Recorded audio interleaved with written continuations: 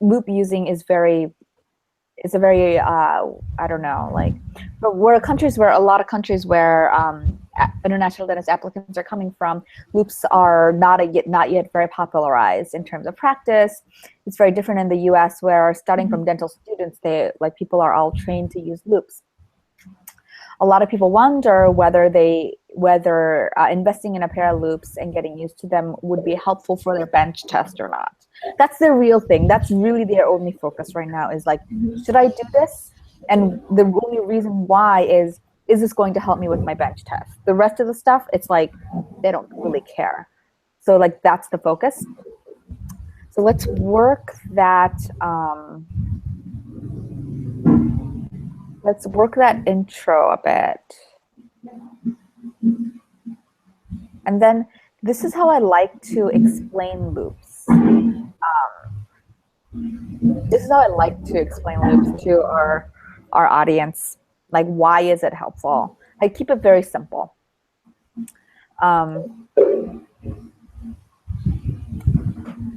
Loops are helpful because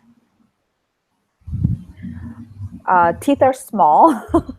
And obviously, if you see something 2.5 times larger or 3.5 times larger, you'll be able to see better. Like, you won't rely on hunching over and things like that. You'll just be able to see better. Like, things just get larger.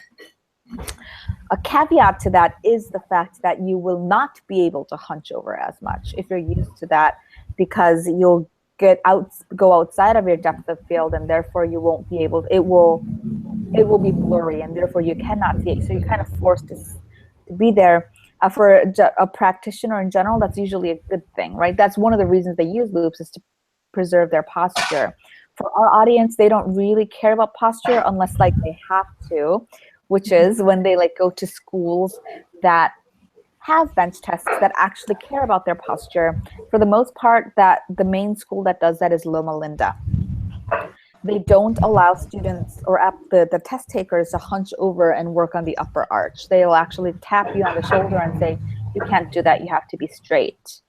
Other than that, most schools, like, they don't really care a whole lot if people hunch over and like look at stuff. So that's just something to be mindful of when they decide whether to do loops or not. What I like to say is loops take time to get used to.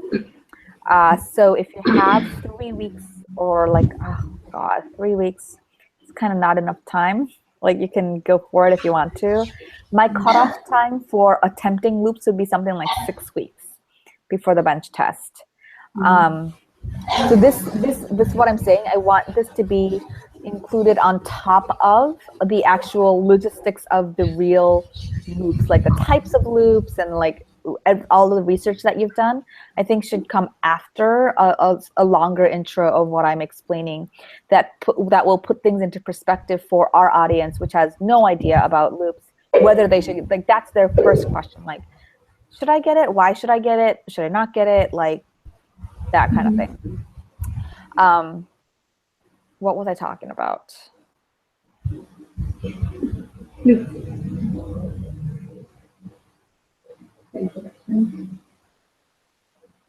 feel like I just totally went on a tangent.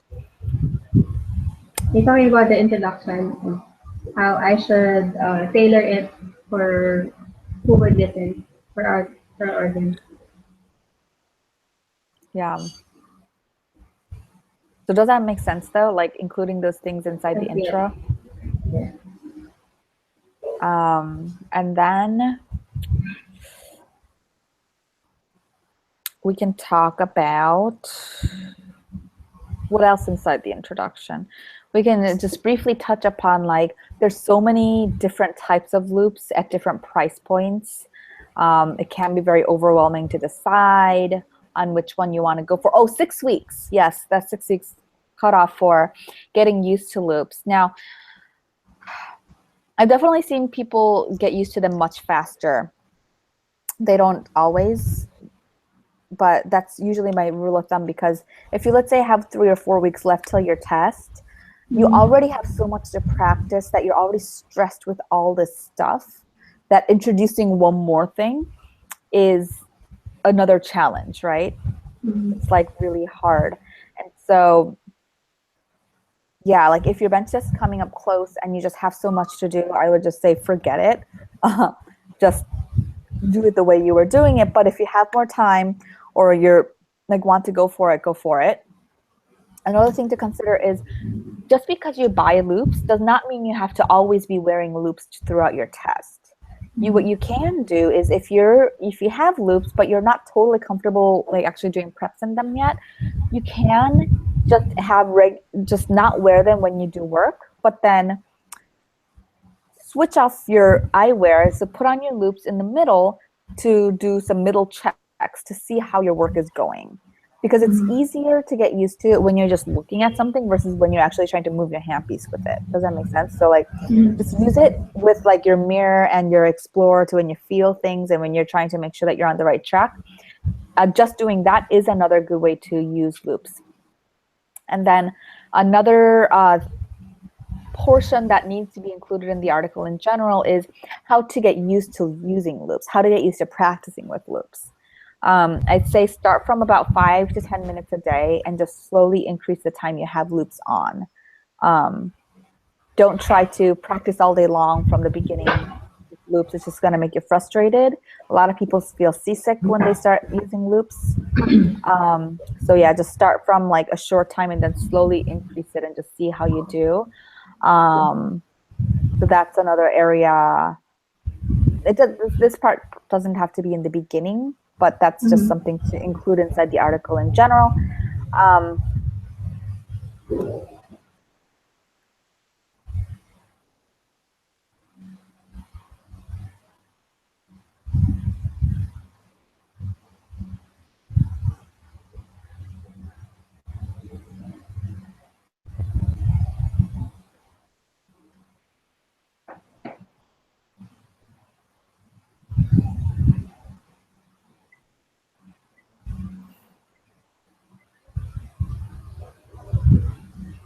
You can. Oh, in the table that has a standing working distance, they don't take the test standing. So you can just put a little disclaimer there that probably the standing working distance is not going to be applicable for you for the bench test because everybody is sitting. And the mannequins don't even go up that high. They're not using real dental chairs for the most part.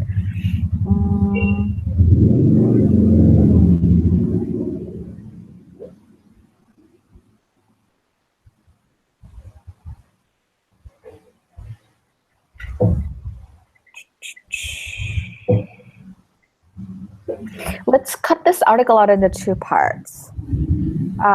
The first would be the general, more overview, the things that I explained, and it should include how to get used to it. And the real relevant parts to them is this, because they're probably not going to go through TTL loops because they're expensive, they take time to get manufactured, it's just for them. It doesn't really make sense to do this just for the bench test. So the assumption for the most part is the fact that if they get anything, it's going to be flip up, things like that. So write out an overall article with the kind of overview, and then the second article should be all of the specs that you've researched and stuff like that. That's actually the technicalities of the loops. So like it can flow from one article to the next, saying like, oh, and to get more breakdown and details about the different types of loops and the technical terms associated with the loops and stuff like that, go to our next article. And we'll try to bring most everything that is relevant to our audience inside the first one. Another thing that is relevant that is in the article is how to measure your working distance. So working distance is definitely relevant, super relevant. And let's see.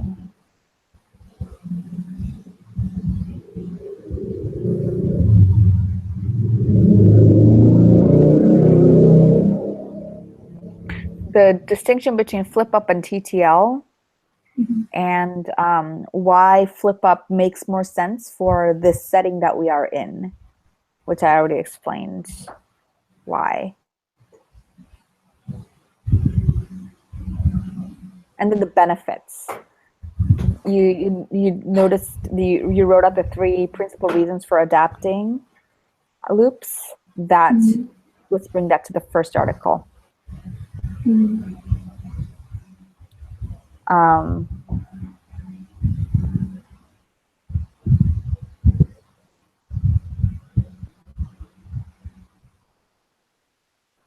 Working distance, field of view, line of sight of the field. Yeah, okay. Choose your magnification.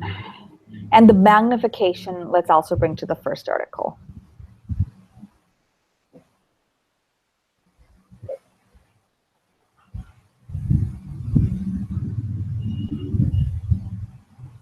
The thing is, most of these people are going to be purchasing loops online, and so they can't really try them on. You know, so that let's edit that part. Because it says when comparing different loops, test and check everything. Take note of what you liked and felt most comfortable. But that's going to not be, I mean, that's how you're supposed to be choosing your loops that you're going to be using for practice, but this is not quite for practice. It's just to get them through the bench test. And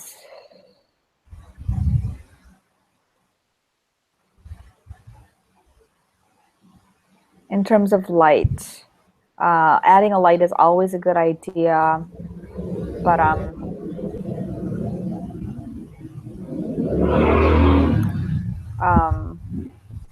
if you go 3.5, you must add light. And it takes much longer to get used to. Therefore, for this, we encourage you to, I mean, it's up to you, but most applicants choose to just go with 2.5. And then in terms of brands, the Oroscoptic, Surgitel, these are all like super expensive brands. Were you able to find any more lower priced independent sellers kind of people that are like online brands? Just on the lower part, eBay and Amazon. No, something in between them. I was not. Most of them are that expensive or that low. Because that kind of expensive is not applicable.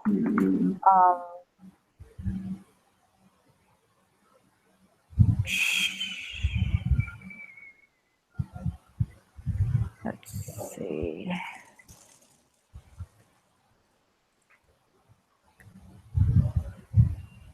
Oh, and then there comes the issue of people wearing glasses.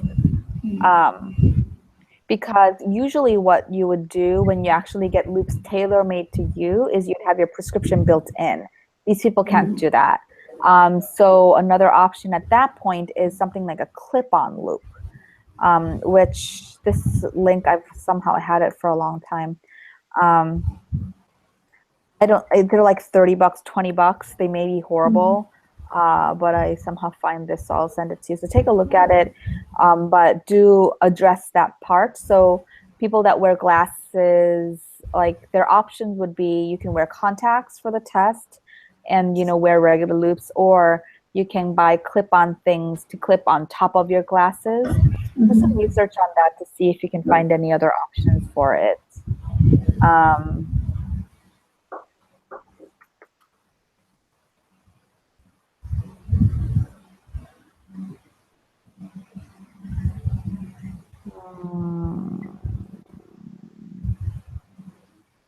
Yeah, my loops are oroscoptic. They're great, but they're really. I got them in school. That, you know, like it was that kind of situation. I will. God, I knew of some brands before. Oops.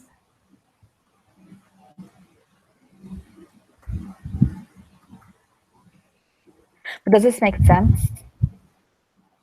a bit. But it's hard to like find some things. Like for that, I googled student. It's a student doctor forum for international dentists. Most of them supply that things, that orthoscopic, surgical. Yeah, because they use it for Yes. school. For benches, Oh, they really have to buy different ones. yeah, no, I know. It is. Mm, Students opt for like investing for that. Most of them, I think. yeah, it Although I is. did find one who was very much happy with the $50 yeah, loop that he found on the internet.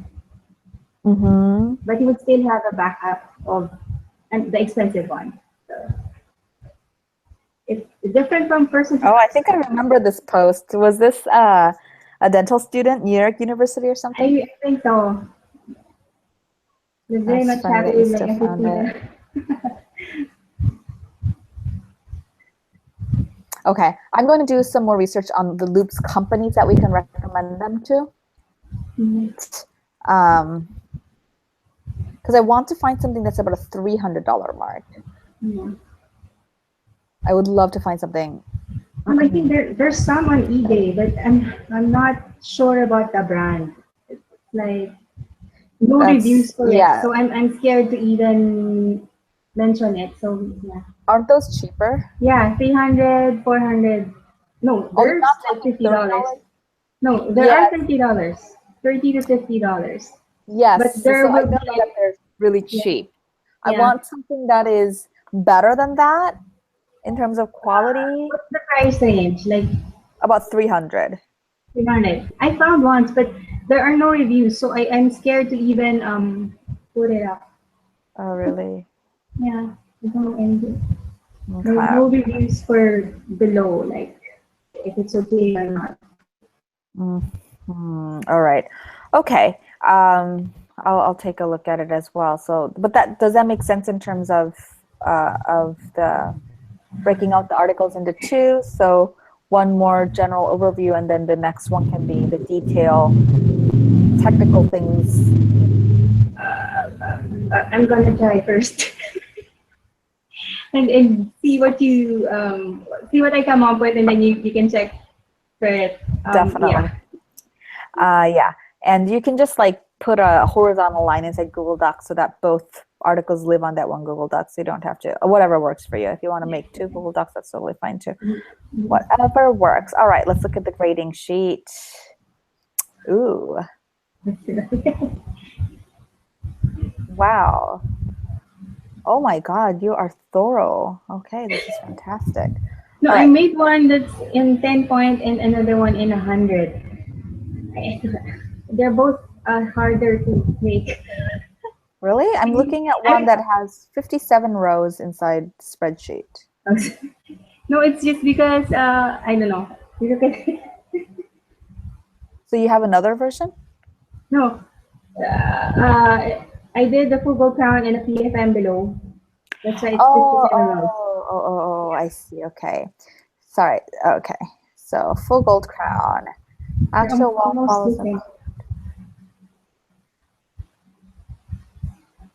You know what? I should actually review this after we get off the call and get you a Okay. screencast Mhm. about it. I have not had a chance to look at it yet, but looking good so far. Thanks for doing this. This is very exciting. Um, okay. Anything else you need to talk to me about? There was one student asking about the occlusal reduction. I'm also confused about that. Um, uh, in the text, it says you need to. Can I just? I made an answer already. Can I just Yeah, go send ahead. it to you now? Sure. Hmm. Oh. Ah,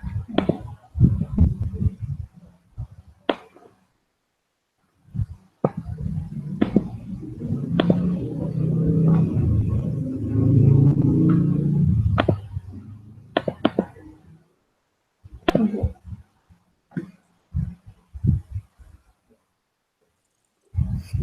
Okay, let's see. This is his question.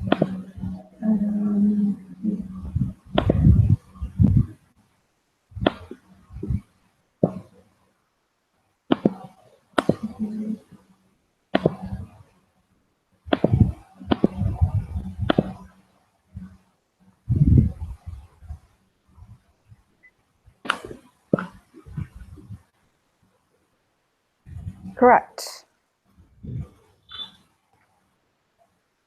This was his question. What is the depth?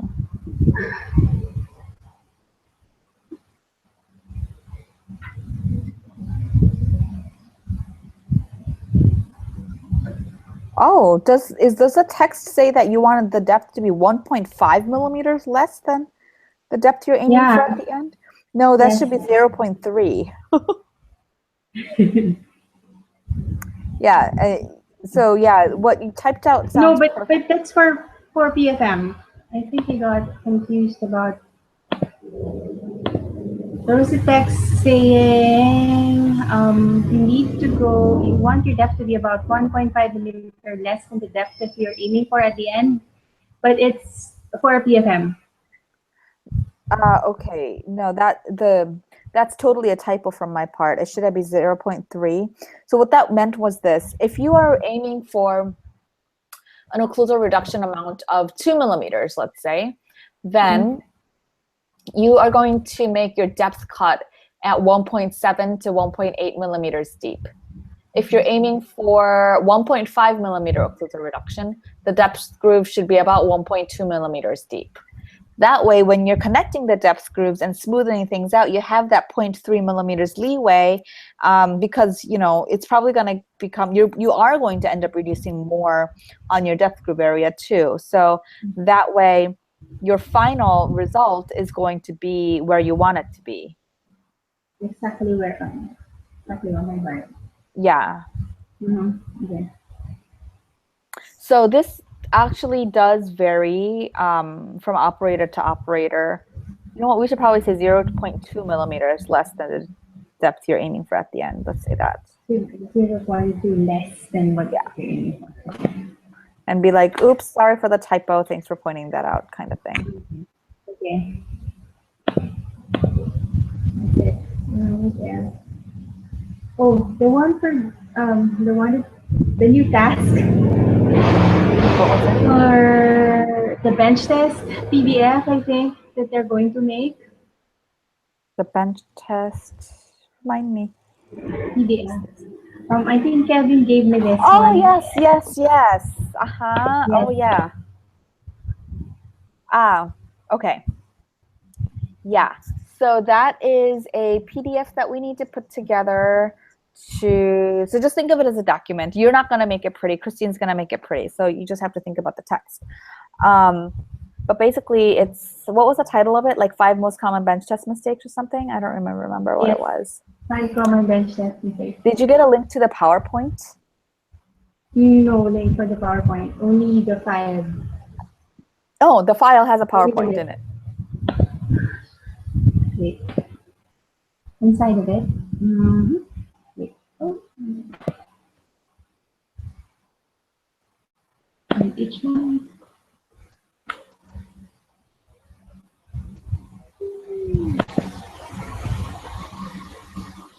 I somehow don't find it. Is it in the bubble part? None. Oh, it is here. Let me show you how Asana works a little bit better. Oh, this may be why you don't see this.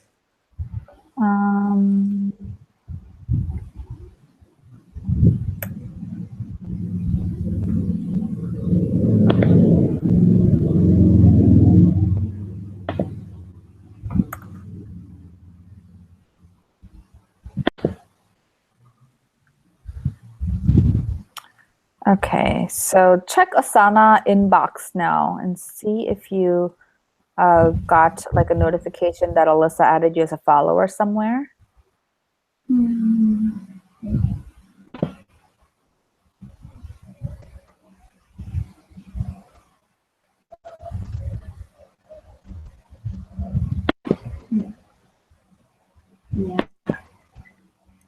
And the task name should be create top 5 most common Yes. bench test mistakes PDF.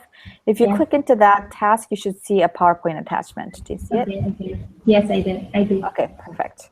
So there should be that should be there. So what you need to do is just type out some explanation for each. You can do it inside. I don't care how you do it inside, but yeah. And then just run it by me. Assign it to me to review afterwards. Yes.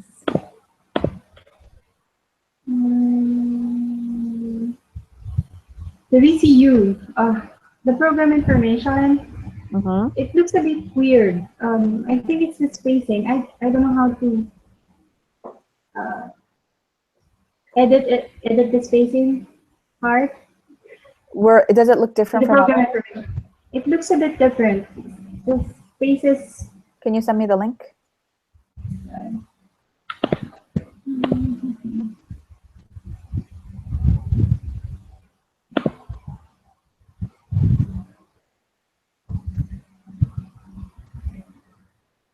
I found a pretty much cheaper $300 loop that has an option to add prescriptions.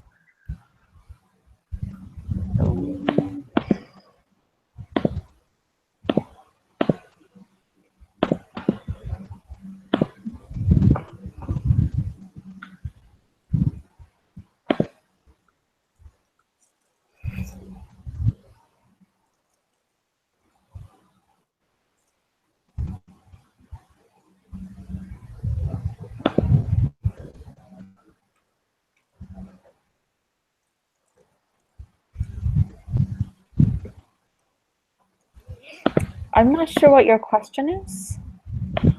The spacing You when don't you know how to look at edit? the yes, I don't know how to edit the spacing below. When it's The in what? bullets, below the if you can see the 2017 part, the Items spaces asked? are yeah above it, below 2017 year. 2017. Oh, so you don't like how it looks? Yes, if you can see, Ah. everything is like compact as compared to this part. I don't know why.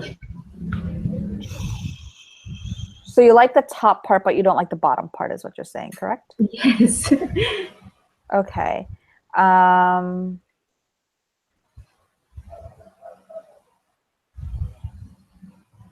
This is the case. It looks like that. I'm going to share my screen with you for a minute. I'm not, like, hopefully you can see it well.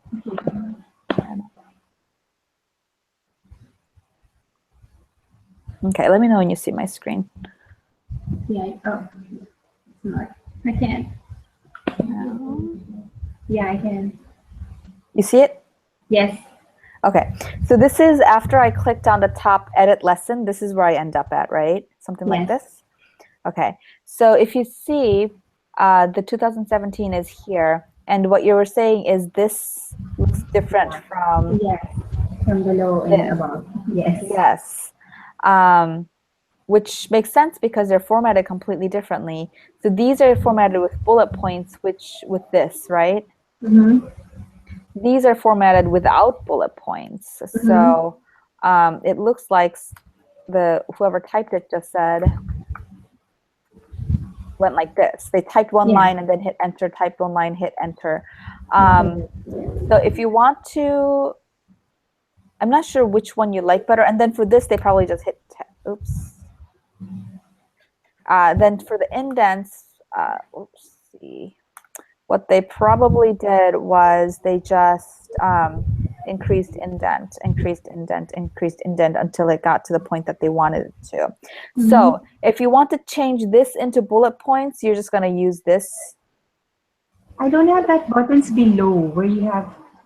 You don't have this? Below that. Yeah, that one. No. Yes, This? those parts. Yes. So you have no option for bulleted list? No, none. I only use the bullet parts. Wait, that is bullet. What are you talking about? That part, just that buttons above but no buttons below. Sometimes this is collapsed. There should be a little thing that says open and close it or something. Okay, I will just have to like, yeah. Yeah, it should be there. Mhm. But if you find it like you can't figure it out or something, feel free to, as long as the information is there and roughly presented the way you want it to, feel free to ask Christine for help for the formatting if you feel like you have to fiddle with it for too long. Okay. Yeah. And most important of all is always going to be, are we sharing the information with them or not? And in this case, even though it looks a little different or whatever, the answer is yes. So I'm actually less worried about it. Yeah. And so don't worry about it too much. about the split screen on the CU, do they show that after the DentSim simulation examination? During. It's always, you mean the screen, that's just a DentSim thing in general, but the screen is right there. And so as you work, you can see. Yeah, it's really high tech. I said after. Oh, yeah, go ahead with that. Okay, I'm gonna do that. Yeah, so before you even start working, you'll see the outline that they want you to follow. Like it'll be on the screen. And then as you prep, it'll show up what you've done. So it's like a big camera shooting. Yeah. Yeah, I know, it's really good. Cool. What else? Anything else? That's about it for now. Great. Okay. Thank you for everything. Yeah, thank you.